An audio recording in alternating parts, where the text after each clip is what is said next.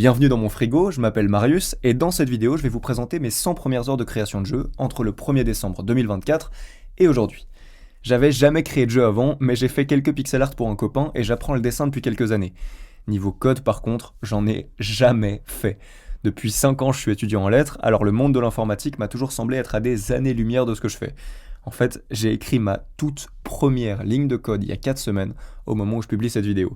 En ce qui concerne la musique, je sais plus ou moins jouer de la guitare, et j'ai pas mal composé il y a quelques années, mais entre le début de mes études et ce mois de décembre, j'ai quasiment rien composé.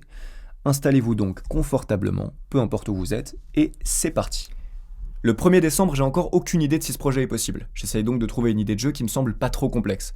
Je décide de partir sur un concept de jeu de plateforme qui me semblait potentiellement atteignable en 100 heures de travail. L'idée ce serait d'avoir un personnage qui peut récupérer et poser des plateformes dans les airs, ce qui lui permet d'avancer dans le niveau. Pour partir là-dessus, je me suis dit que j'allais devoir apprendre à gérer les bases du code d'un jeu de plateforme, alors j'ai cherché jeu de plateforme Godot sur YouTube, en espérant tomber sur quelque chose qui allait pouvoir m'aider. Je suis tombé sur cette vidéo d'un gars qui s'appelle Brackeys, et je me suis dit que j'allais la suivre le lendemain. Du coup, le matin du 2, j'ai commencé à suivre le tutoriel de Brackeys en espérant que ça allait être compréhensible pour un type qui a jamais ouvert un moteur de jeu de sa vie. Et laissez-moi vous dire à quel point cet homme était un cadeau pour la création de mon premier jeu. Sans les 2 vidéos qu'il a fait sur Godot cette année, je pense que ce mois de décembre aurait été infernal. Brackeys est clair dans chacune de ses explications, la structure de sa vidéo est chapitrée, ce qui permet de s'y retrouver facilement, il manque aucune étape dans son enseignement, c'est juste absolument parfait. Si vous avez jamais fait de code et que vous rêvez de créer un jeu, suivez ce type. Son calme et sa bienveillance m'ont énormément motivé. Grâce à lui, en 1 heure j'avais un personnage qui se déplaçait, et en 3 heures, un ennemi qui pouvait se déplacer et faire redémarrer le niveau. Jamais j'aurais pensé que ce serait possible d'en arriver là en si peu de temps. Après 6 heures, le sprite de mon personnage se tournait en fonction de sa direction, il était capable de récupérer des pièces qui s'ajoutaient à un compteur, il y avait des plateformes qui se déplaçaient, enfin bref, avec son tutoriel d'1 heure, j'ai eu l'impression d'avoir appris suffisamment de choses pour faire un jeu de plateforme basique, mais intéressant. Maintenant attention, ce que j'ai fait là, je me suis très vite rendu compte que c'était pas vraiment du développement de jeu. J'ai juste suivi à la lettre le tutoriel de Brackeys sans résoudre aucun problème moi-même, si on veut. C'était comme suivre un exercice de maths avec la solution à côté. C'est très utile pour commencer à apprendre, mais je voulais être capable de reproduire ce que j'avais réussi à faire avec Brackeys, sans Brackeys. Du coup, j'ai lancé un nouveau fichier de jeu, et je me suis dit que j'allais utiliser ce que j'avais appris au tutoriel, sans regarder le tutoriel. En revoyant ma souris se balader sur Godot dans ce fichier vide, j'ai l'impression de voir un enfant perdu. Après avoir tourné en rond pendant un moment, j'arrive à importer ma feuille de sprite ultra simple que j'ai créée en 1 heure, et je réussis à faire en sorte que mon personnage se déplace sur l'écran. Il y a encore des collisions sacrément bizarres que je sais pas trop comment résoudre, mais je décide d'avancer. Je comprendrai plus tard comment éviter ce problème. Après 9 heures, j'ai des contrôles similaires au jeu de Brackeys, et je suis assez content d'avoir réussi à le faire sans suivre son tuto. Le problème, c'est que la majorité des scripts que j'ai écrits, je les ai faits de mémoire, et il y a encore pas mal de choses que je comprends pas totalement, comme le script des mouvements du personnage, qui reste assez confus pour moi. À ce moment-là, j'espère que tout deviendra de plus en plus clair en créant. À la fin de cette journée, je me suis rendu compte que si je pouvais faire sauter mon personnage dans les airs, ce serait très facile de faire une espèce de Flappy Bird. Quand ça a fonctionné, j'étais très content, même si bon, c'est ultra simple, et puis que je compte pas vraiment le garder dans le jeu. Par contre, il y a une mécanique qui était pas dans le jeu de Brackeys que je voulais absolument rajouter dans mon jeu. Un dash. J'ai utilisé le code que j'ai utilisé pour mon mini faux Flappy Bird, et j'ai fait en sorte que le personnage recharge son dash une fois qu'il touche le sol, exactement comme dans Céleste. J'ai aussi donné une plus grande rapidité à mon personnage quand le dash est actif. Alors bon, pour l'instant ça ressemble à rien, mais je vous jure que je commence à comprendre des trucs qui vont me permettre de faire un dash sympa au bout d'un moment. La nuit du 4, je rigole pas du tout, j'ai rêvé de code. Je pense que c'est parce que ce monde est tellement nouveau pour mon cerveau qu'il essaye de résoudre des problèmes tout le temps. Pendant la nuit, j'ai rêvé d'un système de magasin qui permettrait de débloquer le dash si le joueur a 3 pièces ou plus. C'est ultra simple comme système, mais j'étais tellement fier de le voir fonctionner comme je l'imaginais dans le jeu sans avoir suivi un tutoriel. J'ai aussi rajouté un objet qui donne un boost de saut à mon personnage, content de voir que ça fonctionne aussi, même si je le garderai pas dans le jeu final. Le 6 décembre, boosté par la motivation du 5, j'ai codé pendant 8 heures. J'ai fait des pauses entre les sessions de travail, mais j'arrivais juste pas à poser Godot.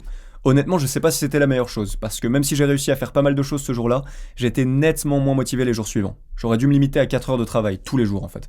J'ai réussi à améliorer mon dash, qui permet d'aller aussi vers le haut, et j'ai mis en place la première version du posage de blocs. Le problème, c'est que mon personnage se téléporte au centre à chaque fois qu'un bloc est posé.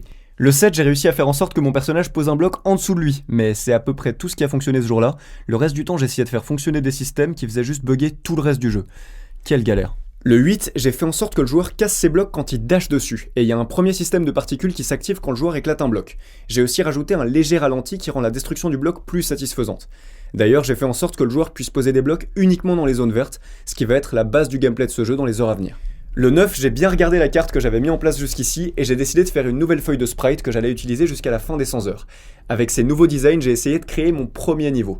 Le but, c'est de récupérer tous les blocs. Pour l'instant, c'est sacrément dur, je suis mort un bon paquet de fois là-dessus, mais on est bientôt à la moitié des 100 heures, et c'est la première fois que je sens que ce jeu a du potentiel. Le 10, je mets en place une icône au sommet de l'écran qui permet au joueur de savoir combien il a de blocs. Le jour suivant, j'ai eu envie d'ajouter un ennemi comme Cosmic Mario dans Mario Galaxy ou Badlin dans Celeste.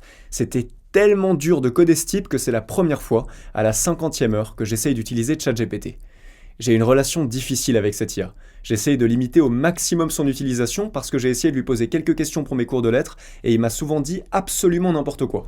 Maintenant en code, je pensais qu'il serait beaucoup plus performant et honnêtement, disons que ChatGPT m'a permis de comprendre les bases de ce que je devais coder pour cet ennemi mais en faisant pas mal d'erreurs. En plus, c'est la première fois que je copiais directement un script dans mon jeu et je suis absolument pas fan de faire ça. Je comprends pas la moitié de ce que j'ai copié et j'ai pas du tout l'impression que tout fonctionne. Quelques jours plus tard, j'ai même fini par retirer l'ennemi codé par ChatGPT du jeu parce que je trouvais qu'il rajoutait pas grand chose dans son état. Le 12, j'ai rajouté un bloc rouge qui tue le joueur quand on le touche, mais qu'on peut casser en éclatant un bloc dessus. Le 13, j'ai mis en place des portails qui permettent de passer de niveau en niveau. Le 14, j'ai rajouté un nouveau personnage dans le jeu, Titus le chat. C'est un vrai chat noir qui vient de temps en temps chez moi et je l'adore. Il est souvent venu le matin quand je codais, alors j'ai eu très envie de le rajouter dans le jeu. Et le 15, j'ai commencé à faire des nouveaux niveaux. Malheureusement, le 16 et le 17, j'ai été ralenti par un dossier d'une douzaine de pages que j'ai dû rendre à l'Uni. C'était une étude sur l'artiste William Blake, que j'aime beaucoup, mais ça m'a fait prendre un peu de retard sur le travail du jeu. Travailler sur l'Uni non-stop pendant 2 jours de suite, ça m'a pas mal démotivé, alors j'ai décidé de faire des choses assez simples dans le jeu les jours suivants. J'ai surtout travaillé sur les niveaux et j'ai rajouté une meilleure animation quand le joueur meurt. Le 21 et le 22, j'ai créé les premiers bruitages du jeu et j'ai décidé de les faire entièrement avec la bouche parce que ça me faisait marrer. Franchement, c'était incroyable de voir à quel point un peu de son ça donnait de la vie au jeu, j'aurais peut-être dû le faire un peu plus tôt. Le 23, j'ai créé les premières chansons du jeu, c'est ce que je me réjouissais le plus de faire et je me suis vraiment éclaté. Entre le 24 et le 26, j'ai fêté Noël avec ma famille, alors j'ai très peu travaillé sur le jeu. Par contre, j'ai pu le faire tester à ma copine le 24 et à mon père le 25. Ils ont été très bienveillants et ils ont complimenté mon travail, mais je me rendais pas du tout compte d'à quel point le jeu était dur pour les gens qui n'ont pas l'habitude de jouer. En vrai, je vais pas vous mentir, ça m'a fait un peu de la peine de les voir autant galérer parce que j'avais vraiment envie qu'ils s'amusent et puis qu'ils passent un bon moment. Enfin, dites-moi dans les commentaires si vous trouvez que le jeu il est si compliqué que ça. Je l'ai mis à disposition sur itch.io. Franchement, ça m'intéresse de voir ce que vous pensez de la difficulté.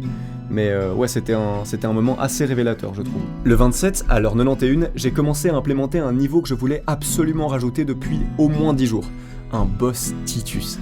Dans les hubs, on le voit jouer avec une pelote de laine, alors j'ai fait en sorte qu'il attaque le joueur avec. Du coup, le but c'est pas de battre Titus le chat, ça m'aurait rendu beaucoup trop triste, mais c'est de battre ses pelotes. J'ai pu mettre en place ses premières attaques, mais je voulais que Titus soit dans l'écran.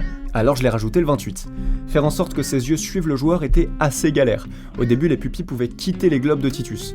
Alors j'ai rajouté des blocs invisibles autour de ses yeux, mais si le joueur allait trop vite, les yeux se téléportaient et suivaient le joueur. Terrifiant. En sachant qu'il me restait plus qu'1 heure de travail, j'ai décidé de suivre un tutoriel, et comme souvent c'était beaucoup plus simple à mettre en place que je le pensais. Je suis tellement reconnaissant que tous ces tutoriels existent. Il y en a peu qui sont aussi clairs que celui de Brackeys, mais honnêtement s'ils n'existaient pas, j'aurais peut-être déjà abandonné. Nous voilà donc à l'heure 100. Contre toute attente, j'ai réussi à terminer le jeu. J'ai mis le jeu sur itch.io, si vous voulez le tester, vous pouvez jouer directement dans votre navigateur. Il y a beaucoup de choses que j'aurais aimé changer, les contrôles sont pas toujours ultra satisfaisants, et j'ai pu vous parler que d'un quart des problèmes que j'ai rencontrés en développant ce jeu. Mais j'ai réussi à le terminer, et vous pouvez pas imaginer à quel point ça me rend heureux. J'avais déjà fait une 30aine de vidéos sur cette chaîne qui s'appelait Jusqu'ici Bleu Lego, salutations aux anciens abonnés d'ailleurs, mais j'ai rien posté depuis 5 ans maintenant et ça m'avait terriblement manqué. Je tiens à remercier ma copine Mélanie qui a fait un travail énorme sur les maquettes de cette vidéo, et honnêtement sans son soutien je pense que la renaissance de cette chaîne aurait été complètement impossible, donc je la remercie vraiment du fond du cœur. Il y a un mois, j'étais pas du tout sûr que j'allais réussir à terminer ce jeu et cette vidéo, mais en voyant ce qu'il a été possible de faire, je pense que mon rêve pour 2025 est accessible. Entre janvier et décembre de l'année prochaine, je travaillerai non pas 100 heures, mais plus de 1000 heures sur un gros projet de jeu. Si ça vous intéresse, je vous propose de nous retrouver dans ce frigo tous les derniers du mois de 2025 pour vous montrer comment ça avance. Merci d'avoir suivi cette vidéo, et à bientôt dans ce frigo.